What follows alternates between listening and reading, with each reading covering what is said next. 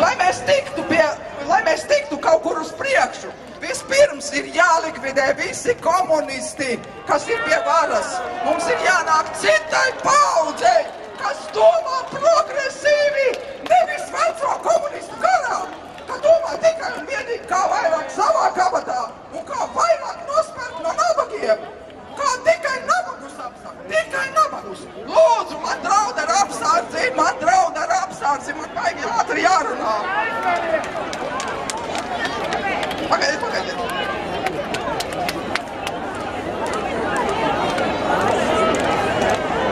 Vai, es stāvu uztraukusies. Закончились, может, на той стороне есть. Jā. Mums taču nav pensijas. Vai mums ir pensijas? Mums taču nav pensijas. Kas par problēmām? Laika jums nav. Jūs varat iet mājās. Jūs te neviens netur. Šeit ir pensionāri sajiet. Lūdzu, atšujieties no manis. Visu braucu maigi. Man nav mājums, es esmu apruņojusies, man ir pistole līdzi. Lūdzu, sauciet apsargus, man ir gāzes pistole. Nevis 5 minūtes.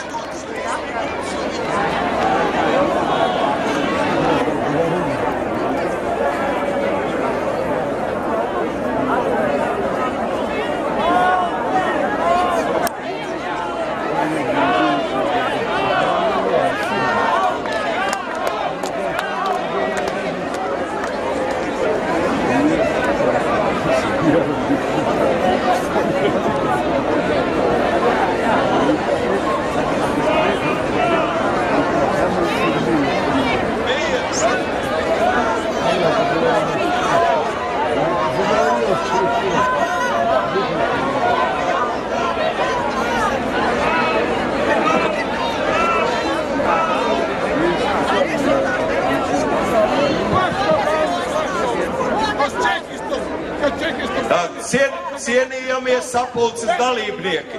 Es ļoti atvainojos par šo te absolūti neplānoto incidentu, bet par cik mums jau ir viens, mums ir jāpieņem kopā rezolūcija šai sapulcei. Un tādēļ, ja jums nav iebildumi, es nolasīšu to, ko ir sagatavojusi Latvijas pensionāru federācijas valde, un lūkšu jūsu atļauju papildināt šo te rezolūciju ar tiem izteikumiem, ko mēs dzirdējām šeit no tribīnes, tāpat arī ar tiem priekšlikumiem, kas man ir iesniegti rakstiskā veidā.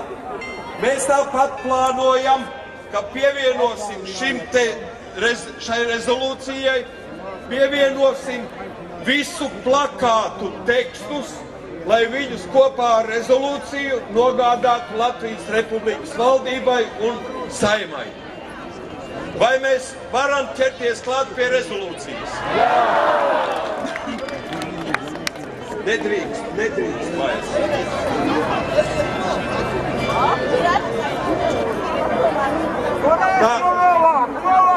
Latvijas pensionāru organizāciju pārstāvju sapulces rezolūcija.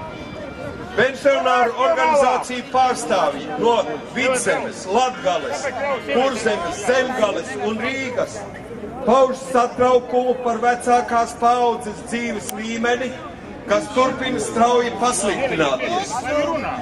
Ar vairāk kā 100 000 parakstu panāktais nelielais pensiju pielikums vismazākajām pensijām nespēja nopietni mainīt situāciju.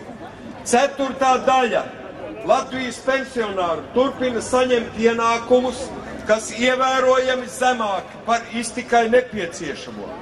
Valdības solījumi nodokļu samazināšanai paliek nepildīti jau vairākus gadus no sociālās apdrošināšanas budžeta. Tiek veikti tam nepiekritīgi izdevumi. Sabiedrībai tiek skaidrots, ka budžets ir ar deficītu un tādēļ nav iespējams realizēt lielākas izmaksas pensijām. Ar bažām lielākā daļa pensionāru gaida eiro ieviešanu, saistot to ar ievērojumu cenu kāpumu. Mēs 7. septembra sapulces dalībnieki Latvijas vecākās paaudzes vārdā Prasam tiesības vecumdienas pavadīt siltā mājoklī, paēdušiem un spējīgiem rūpēties par savu veselību. Tas nav daudz valstī, kur turpat 10 gadus ir Eiropas Savienības pilntiesīga dalība valsts. Mēs pieprasām Latvijas Saeimai un valdībai neatliekami risināt sekojošus jautājumus. Pilnībā izpildīt 106 000 pensionāru prasību par pensiju indeksāciju 2013. gadā. No 2014. gada ieviest pensiju indeksācijas sistēmu, kas pilnībā kompensētu pensionāriem dzīves dārdzības pieaugumu nākotnē. Palielināt piešķirtās piemaksas par darbu līdz 1996. gadam no 70 centīmiem uz augšu, atjaunot šo piemaksu piešķiršanu.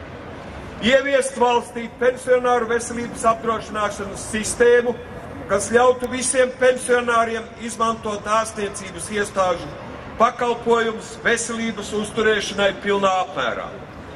Sākot ar 2014. gadu, noteikt pensionāru iedzīvotāju ienākumu neapliekamo minimumu vienādu ar minimālo algu valstī, tas ir 225 latiem.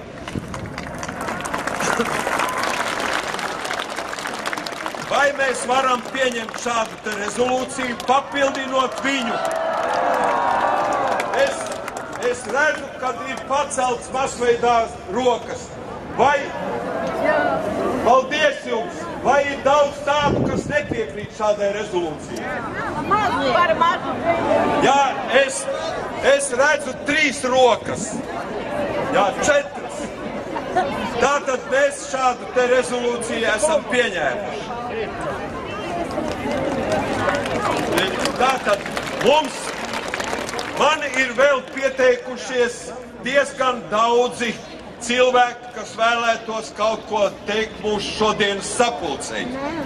Bet ņemot vērā iepriekšējo incidentu, atklāti sakot, es mazliet kļūstu tāds tā kā bailīgs, un varbūt, ka mēs varētu arī noslēgt šo te pasākumu. Tad es gribētu vēlreiz pateikties visiem šīs te sapulces dalībniekiem, pateikties mūsu pensionāru organizācijām visā Latvijā, un it sevišķi lūdzu neapvainojieties, es gribētu pateikties Latgales organizāciju pārstāvjiem, kas neskatoties uz to, ka atsevišķi aktivisti aģitēja pret šo te pasākumu un pret ierašanos Rīgā, pat ieskaitot zvanus pašvaldībām nepiešķirt autobusus, tomēr šeit ieradās un ir kopā ar mums. Es gribētu pateikties pašvaldībām, tām, kuras ikdienā atbalsta mūsu nabadzīgākos pensionārus ar dažādiem pabalstiem un citām lietām. Es gribētu pateikties pašvaldībām par atbalstu mūsu pensionāru aktīvākajai daļai. Tāpat es gribu pateikties mūsu sadarbības partneriem, kuri atbalsta mūsu pasākumus un kopā ar mums ir gatavi cīnīties par labāku nākotni.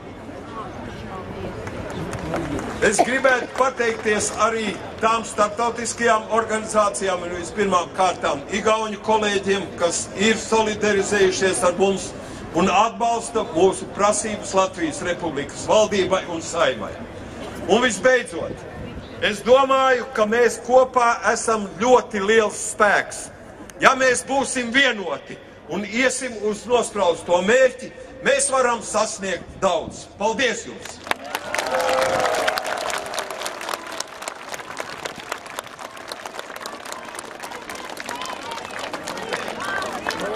Tālāk es nododu mikrofonu, tālāk mums ir